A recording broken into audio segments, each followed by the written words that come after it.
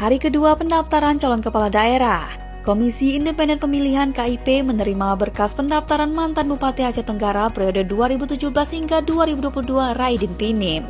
Ketua KIP Ilham mengatakan para bakal calon yang akan mendaftar agar memastikan kelengkapan dokumen pendaftaran telah sesuai dengan petunjuk teknis pencalonan, sehingga seluruh berkas yang diajukan cukup dan sesuai dengan kriteria yang berlaku.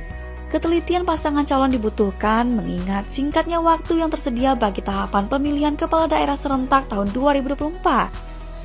Izinkan saya untuk menyampaikan kepada kita semua, terkhusus daripada tim LU atau tim penghubung dari pasangan rasa nantinya kiranya terus mempedomani juknis pencalonan juknis 17 2024 ya, di mana hal-hal nanti yang mungkin terkait dengan persyaratan yang masih ada kita butuhkan kiranya dapat terus secara intensif berhubungan dengan tim kami di KIP Aceh Tenggara.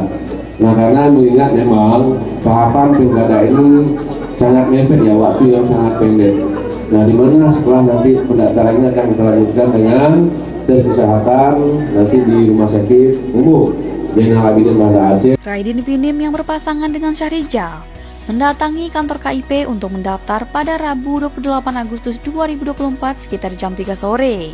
Raidin menyampaikan keyakinannya dapat kembali menjabat. Tadi dalam perjalanan kemarin tidak ada yang berbuat onar, tidak ada yang berbuat neko-neko, berjalan sesuai dengan aturan yang telah ditentukan baik dari pihak Polres Aceh Tenggara maupun KIP Aceh Tenggara.